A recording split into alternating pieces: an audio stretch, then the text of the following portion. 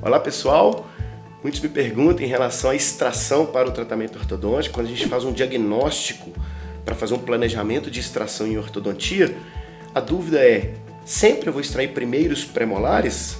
A resposta é não, a gente sabe que a gente pode fechar espaços já existentes de outros dentes, molares, caninos às vezes, e mesmo quando a gente planeja a extração para a ortodontia, muitas vezes a gente pode lançar mão de extrair outros grupos de dentes.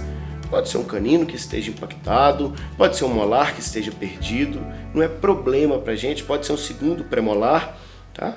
A gente já sabe que o normal, quando eu tenho padrão, quando eu tenho molares em classe 1, é a extração de 4 premolares, 2 no arco superior e 2 no arco inferior.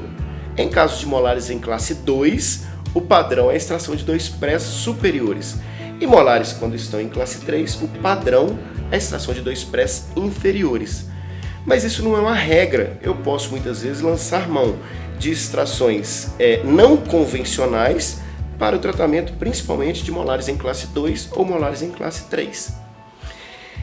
A primeira dica é, eu só vou conseguir extrair premolares tanto superiores quanto inferiores em casos de classe 2 ou classe 3, quando eu não tiver uma severidade muito grande do problema. Então, em casos de classe 2 completa ou classe 3 completa, não cabe a extração de premolares tanto no arco superior quanto no arco inferior. Agora, nos casos de classe 2 ou classe 3 suaves, pode sim se tornar necessária a extração não convencional, não apenas dos prés superiores na classe 2 ou dos prés inferiores na classe 3.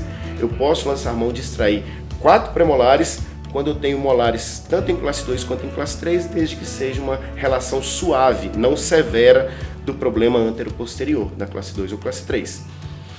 E nesses casos, quando eu extraio tanto em cima quanto embaixo, a gente sabe que o meu molar vai finalizar em classe 1.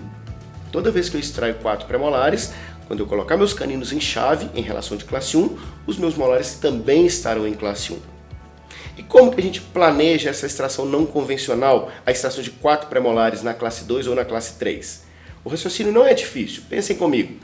Se eu tenho molares em classe 2 e planejei a extração de 4 premolares, para que meus molares terminem em classe 1, eu preciso que o molar inferior perca mais a ancoragem que o molar superior.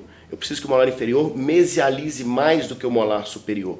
Então, nesses casos, eu posso muito bem lançar mão da extração de primeiros premolares superiores e segundos premolares inferiores. Por quê? O simples fato de eu extrair o segundo inferior faz com que, naturalmente, o meu molar inferior mesialize mais e busque uma relação de classe 1 com o molar superior, que é a forma que vai finalizar quando a gente extrai 4 premolares, como a gente viu aqui atrás.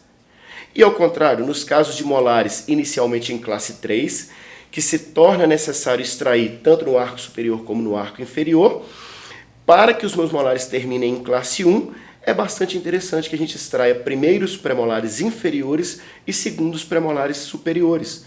Porque naturalmente, quando eu extraio o segundo premolar superior, o primeiro molar superior mesialize mais, perca mais a ancoragem e busque a relação de classe 1, que vai ser a relação final que a gente vai encontrar quando fechar o espaço e os caninos estiverem em classe 1.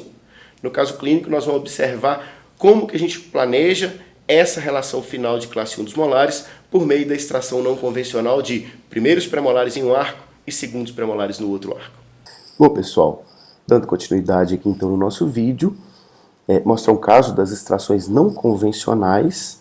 Lembrando que o padrão molares em classe 1, eu extraio premolares tanto no arco superior quanto no arco inferior. Molares em classe 2, eu lanço mão da extração no arco superior. Molares em classe 3, eu lanço mão da extração no arco inferior. Esse é o padrão. Não é obrigatório ser seguido. Como, por exemplo, nesse caso, a paciente que apresenta uma mordida cruzada anterior, lateralmente a gente observa uma classe 3 de molar, tanto do lado direito quanto do lado esquerdo. Observem que essa classe 3 ela é pouco severa. Uma classe 3 completa ou uma classe 2 completa, já não dá para a gente pensar nessa extração tanto no arco superior quanto no arco inferior. Até é possível, mas a gente não vai ter grandes alterações conforme seria o desejado. Então, lembrando a vocês que toda vez que a gente lança mão de extração tanto em cima quanto embaixo, os meus molares terminam em 1, em classe 1. Quando eu coloco meu canino em chave, meu molar ele vai para a classe 1. Seguindo esse raciocínio, observem que num paciente classe 3, Para que o meu molar termine em 1, o molar superior deve mesializar mais do que o molar inferior. E o contrário é o raciocínio para a classe 2. Numa classe 2, para que meu molar termine em 1, o molar inferior tem que mesializar mais que o molar superior. Então, neste caso, a paciente com os molares inicialmente em classe 3, foi planejado a extração de segundos premolares superiores e primeiros premolares inferiores. A simples extração do segundo premolar superior permite com que o meu primeiro molar superior mesialize mais do que o inferior e com isso ele busque uma relação de classe 1 ao final do tratamento, que é a forma que esse molar deve finalizar, a partir do momento que, como a gente viu, eu lancei mão da extração tanto em cima quanto embaixo. Então aqui mostrando o alinhamento do arco superior após a extração dos segundos premolares.